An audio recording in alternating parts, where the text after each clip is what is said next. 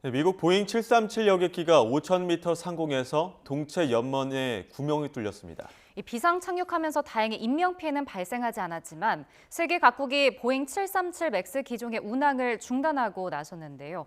어떤 위험이 있는 건지 전문가 연결해서 알아보겠습니다. 김인규 항공대 비행교육원장 전화로 연결돼 있습니까? 원장님 나와 계십니까? 네, 안녕하십니까? 네, 원장님 일단 저희가 먼저 당시 상황에 대해서 승무원과 승객들의 녹취가 있거든요. 이거 들어보시고 기장 출신이기 때문에 아무래도 현장 상황에 대한 이해도가 높으실 걸로 저희가 판단을 하고 있습니다. 당시 상황에 대한 설명까지 들어보겠습니다. 먼저 당시 상황부터 들어보시죠. We declared an emergency, and we have 177 passengers on board, and our fuel is 18,900. I'm sleeping and I just feel the plane drop, and it wasn't like any other turbulence just because the masks had came down too. We just heard like a loud bang or like a boom, and I look up and the air masks are like out, popped down, and I look to my left and there's just this huge like gaping hole. At first I thought it was the emergency door, but there was no door there. It was just like a part of the wall that flew off. 네, 지금 화면 보시는 것처럼 5,000m 상공에서 동체 옆면에 구멍이 난 그 당시 모습 보고 계십니다. 그 바람이 몰아치고 있고요. 또 입구 쪽에 있던 옷가지들도 막 날아다니는 모습도 있었고 아이들도 착륙대까지 부모가 꼭 잡고 있었다고 합니다. 일단 김인교 원장님, 기장 출신이시기 때문에 당시 상황에 대한 좀 이해도가 높으실 텐데 이것 좀 어떤 상황으로 봐야 되는 겁니까? 예, 일단은 여객기에 대한 일단 기본적인 이해가 좀 필요한데요. 해당 알래스카 항공 비행기가 이제 포틀랜드 출발해서 온타리오까지 갈 때, 고도가 한 16,000피트인데요. 보면 한 4,900m 정도 됩니다. 고도 도달하면서 바로 이런 상황이 발생했던 것으로 보이고요. 그럼 모든 여객기는 일단은 기내 기압을 해당 고도가 아닌, 한 6,000에서 8,000 정도 피트로 기압을 좀 낮춰서 유지를 합니다. 이걸 우리가 여압이라고 하는데요. 승객들이 이제 그 기내에도 조금 더 이제 불편하지 않도록 여압을 실시하는데, 16,000피트면 그거보다 좀 높은 고도죠. 그래서 그 상태에서 지금과 같이 어떤 동체에 일부가 파손이 돼서 이 여압 상황이 깨지게 되면 이제 감압이 발생합니다. 그래서 우리가 보통 영화에서도 이런 현상을 많이 볼 수 있죠. 그래서 여기 앞에 인터뷰에서 나오지만 뱅 사운드와 함께 그 큰 폭발음과 함께 문자 부분이 떨어져 나가고 그다음에 그 주변에 있는 사람이라든가 물건들이 이제 빨려 나갈 수도 있고요. 그 여압 상태에 따라서 이제 자동적으로 산소막가 떨어지기도 하고 합니다. 네, 이 사고가 났던 기종을 보면 보잉 737 맥스 9으로 지금 알려졌는데 각국이 운항을 중단하고 점검에 나서기로 했거든요. 이게 보잉 737 맥스 기종의 엔진이 다르다고 하던데 기존 항공기랑 좀 어떻게 다른 겁니까? 맥스 엔진은 사실은 이제 그 전에 저희가 이제 737, 800 시리즈, 900 시리즈 NG가 있었습니다. 뉴 제너레이션 해가지고. 그 엔진 그 계열에 이제 유지가 되고 이제 상업용으로 이제 운항이 돼 있었었는데 그 기종이 이제 여러분 아시겠지만은 이제 2019년하고 8년 19년에 두 건의 사고가 있었습니다. 그 사고로 인해 가지고서 이제 항공기가 잠정적으로 중단이 됐고 그 중단된 이후에 이제 개선을 하고 해서 나왔던 비행기가 이제 맥스 기종이 되겠고요. 근데 사실은 근본적으로 이 엔진에서는 큰 차이는 없습니다. 엔진은 이게 기존에 이제 CFM56이라는 아주 유명한 엔진이 있는데 이거를 이제 개선해서 이제 리프 엔진이라고 하는 LEAP라고 엔진을 개발해서 이제 장착을 했는데 이거는 성능의 문제인 거지 이 건 같은 경우는 엔진의 문제는 아닌 걸로 보입니다. 예, 성능의 문제라고 하셨는데 블룸버그 통신은 그 기체 설계보다 제조 과정의 문제점일 가능성도 있다 이렇게 제기했는데 전문가로서는 어떻게 보십니까? 그거는 이제 엔진에 대한 제작이나 이런 문제가 아니라 동체에 관련된 문제로 보이거든요. 예. 예, 그러니까 이번 같은 경우 이제 동체의 일부가 떨어져 나갔다 하는 거는 동체를 설계하고 그거를 만드는 제조 과정의 어떤 문제점이 충분히 가능하다고 보여지고요. 예. 엔진 자체의 문제라기보다는 조금 동체 부분이라서 조금 부위가 달라 보입니다. 예. 네. 근데 이게 여객기가 비교적 신형이라고 알려졌는데 작년 11월에 출고가 됐다고 하더라고요. 오래되진 않은 항공기인데도 이렇게 좀 사고가 날 수 있는 건가요? 이 항공기의 좀 특징적인 부분을 좀 살펴봐야 될 것 같습니다. 이게 지금 저 737 맥스 9인데요. 그러니까 8이 있고 9가 있고 이렇게 숫자가 많아질수록 동체가 점점 길어집니다. 예. 이 비행기가 이 보잉 737이라는 비행기가 1964년에 나와서 현재까지 한 만 몇십 대가 이제 팔려 아주 베스트셀링 항공기이긴 한데 계속해서 이제 개선이 이루어져 왔죠. 그럼 현재까지는 이 737 맥스까지 왔는데 동체를 막 느리다 보니까 여러 가지 베리에이션이 발생합니다. 그래서 항공사에 따라서는 이제 좌석을 많이 갖고자 도어를 하나를 뭐 줄인다든가 아니면은 뭐 하나를 더 연다든가 뭐 이런 식으로 옵션을 유지할 수 있는데 이 알래스칸 항공 비행기 같은 경우는 그 미드 캐빈 도어라고 하는데요. 그 캐빈 도어 이제 객실 도어가 옆에 그 중간 부위에 도어가 이제 두 개가 있는 부분인데 그거를 하나를 막았습니다. 네, 그래서 거기다가 좌석을 더 늘린 건데요.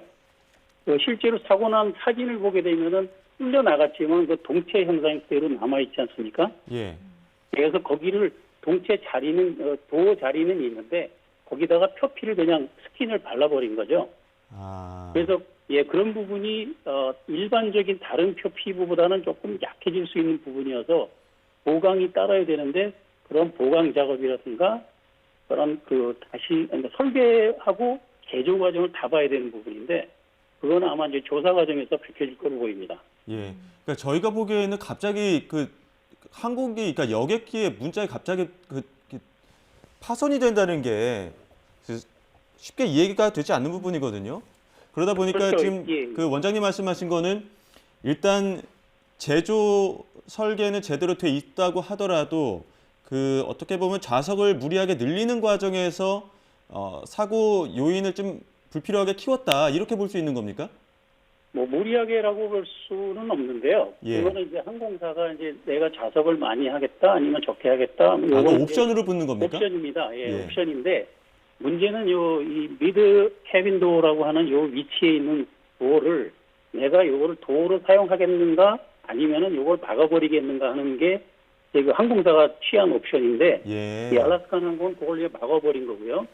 근데 이제 막았을 때는 그 주위에 어떻게 보강을 하느냐 하는 부분이 이제 따라와야 되는데 이렇게 사고로 난 걸로 봤을 때는 보강 부위에 문제점이 있지 않았을까 하고 예. 추정을 할 수 있는 거죠.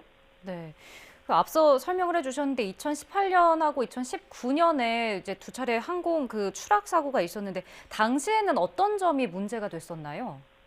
예, 이거는 이제 그 좀 전문적으로 들어가서 좀 복잡할 수도 있는데 이제 MCAS라고 합니다. 이제 Monitoring Characteristics Augment System이라는데 우리말로 좀 번역하기는 좀 어렵습니다만 이제 기동 특성 증강 시스템 뭐 이 정도로 뭐 해석할 수 있을지 모르겠습니다만 그 항공기가 이렇게 움직이게 되면은 이 항공기 기술을 갖다가 조정하거나 하는 부분이 있는데 이거를 항공기가 이제 자동으로 컴퓨터가 알아서 이렇게 그 상쇄를 해주는 그런 기능이라고 보면 될 것 같습니다. 근데 이 MCAS가 나오게 된 배경 자체가 사실 아까 제가 엔진이 점점 커지고 개선이 되다 보니까 사이즈가 커집니다.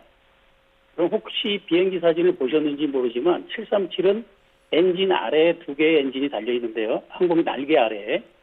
근데 이게 엔진이 그 항공기가 작다 보니까 지상하고의 간격이 크지가 않습니다. 근데 예. 엔진이 점점 커지다 보면은 항공기 간격이 점점 좁아지니까 이 비행기 엔진을 점점 날개 쪽으로 붙여 올리게 되죠.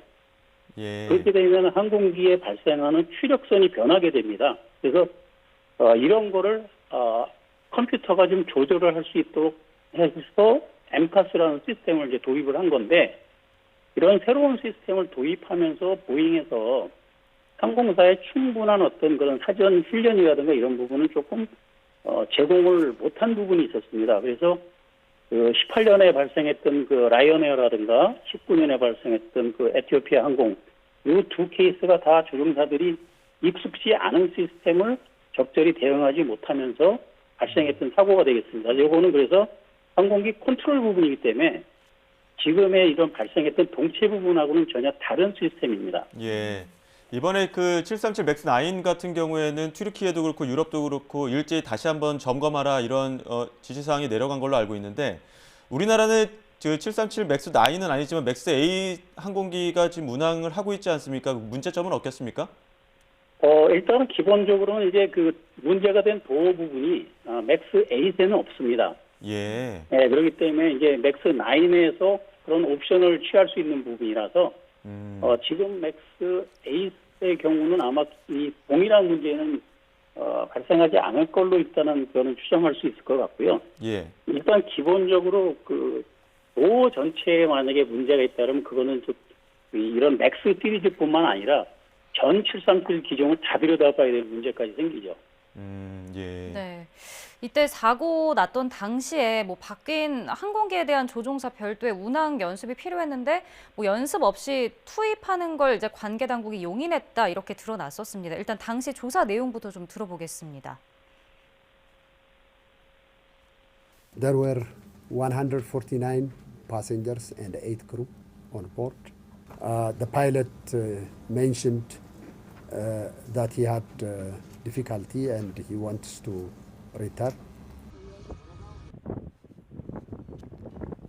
네, 뭐 맥스 9 기종도 이렇게 기장이 주의해야 할 사항이 있었다든지 뭐 승인 과정에서 뭐 제도적 절차적 문제가 있었던 건 아닐까요? 어떻게 보십니까?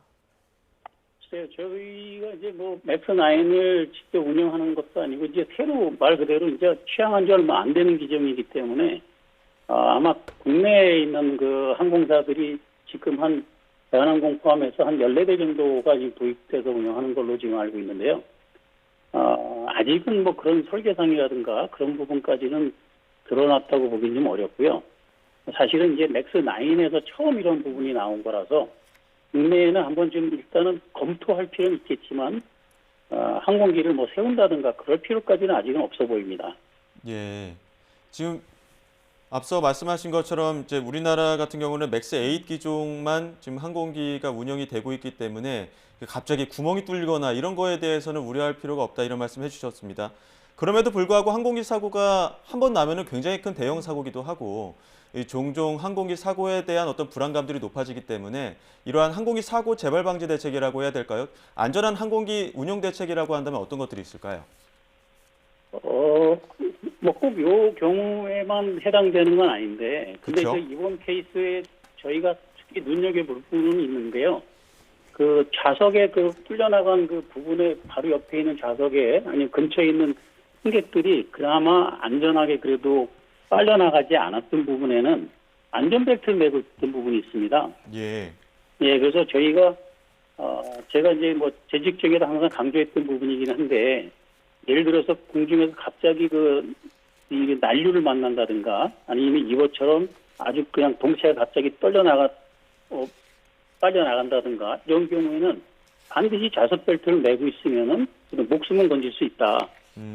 예, 그래서 항상 비행하실 때 좌석에 착석했을 때 반드시 안전벨트를 착용하실 것을 좀 강조드리고 싶습니다. 예, 알겠습니다. 여기까지 듣도록 하겠습니다. 지금까지 김인규 항공대 비행교육원장과 함께했습니다. 오늘 말씀 고맙습니다. 네, 감사합니다.